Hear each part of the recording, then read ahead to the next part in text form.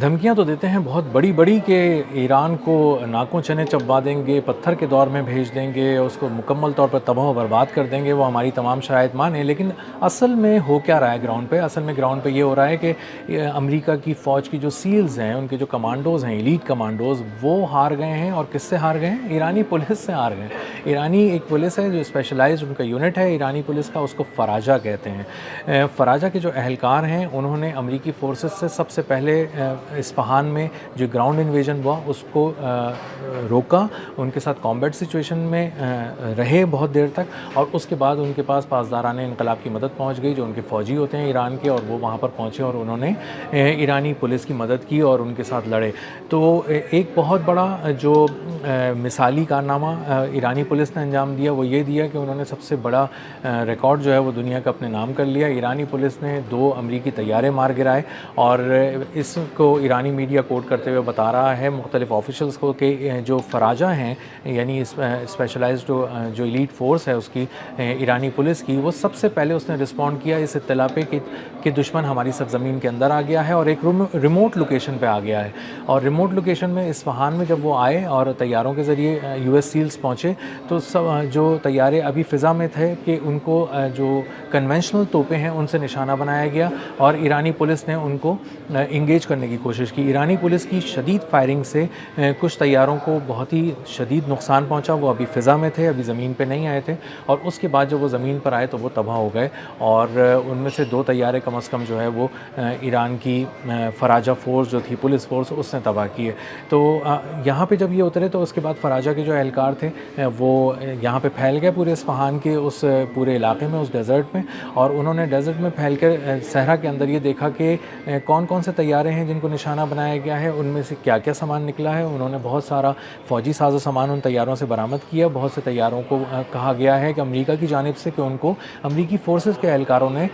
Operation کے دوران اس وقت تباہ کر دیا جب انہیں یہ سمجھ میں آیا کہ اب یہ یہاں سے ٹیک آف نہیں کر سکیں گے اور یہ یہیں پہ رہیں گے، دشمن کی ٹیریٹری میں ہی رہ جائیں گے. تو وہ چاہتے تھے کہ کوئی ٹیکنالوجی ٹرانسفر نہ ہو، وہ اس کو پڑھ نہ سکیں، دیکھ نہ سکیں بہت ساری چیزوں کو، تو اس کو یہیں پہ تباہ کر دیا جائے تاکہ ایران اس سے کوئی بہت زیادہ فائدہ نہ اٹھا سکے. لیکن یہ پوری طرح تباہ بہت سی چیزیں ہونے میں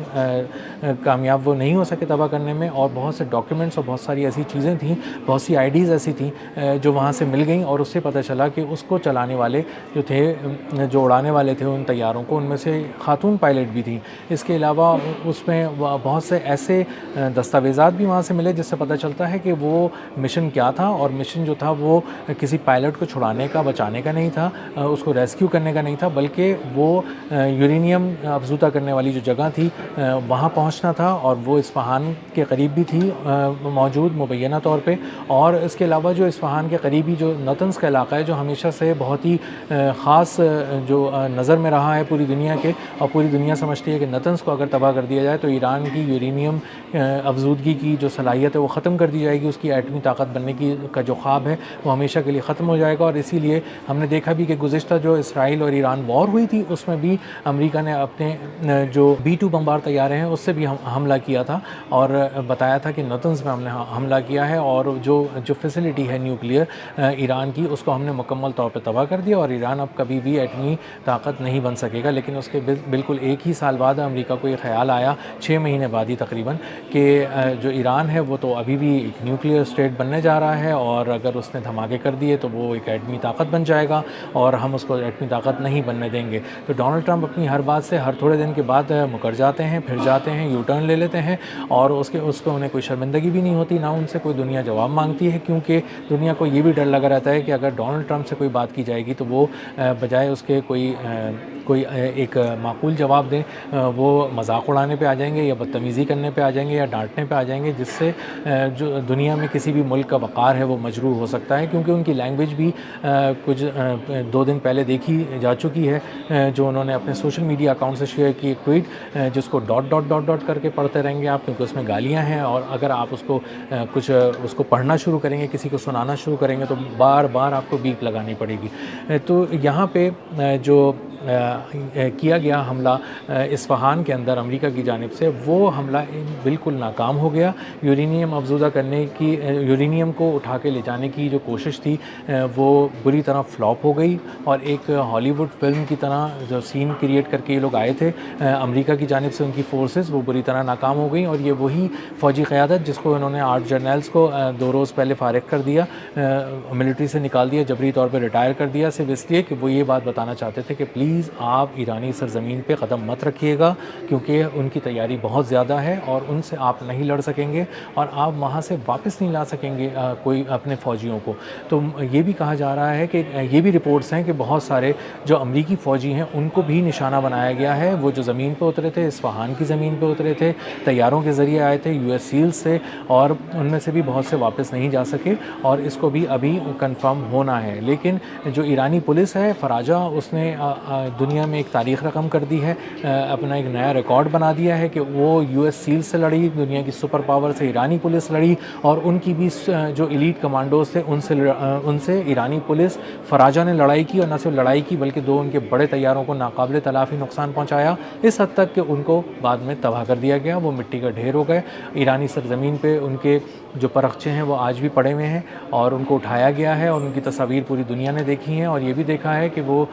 کس زوم میں آئے تھے اور ان کو کتنا یقین تھا اپنی کامیابی کا، اور جب وہ یہاں اترے تو ایرانی پاسداران انقلاب جو ایران کی فوج ہے اس سے تو مقابلہ بہت بعد میں ہونا تھا، ان کا مقابلہ ایرانی پولیس سے ہوا، اور ایرانی پولیس نے ان کو ہرا دیا اور ان کے طیاروں کو نقصان پہنچایا، ان سے بہت دیر تک نمٹتے رہے، ان کو انگیج کیا اور بہت سکسیسفلی انگیج کیا، یہاں تک کہ فوج آ گئی، اور فوج نے پھر اپنے طریقے سے ان سے نمٹا، اور اس کے بعد جب پوری دنیا نے یہ مناظر دیکھے کہ کس طرح اصفہان کی مٹی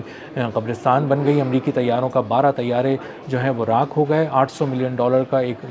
نقصان ہوا، یہ کہہ کے کہ ایک $50 ملین کے ٹرین پائلٹ کو اٹھانے کے لیے لائے تھے وہ، اور $800 ملین پھونک کے چلے گئے۔ یہ ایک ناکام ترین فوجی آپریشن تھا جس کی بہت سے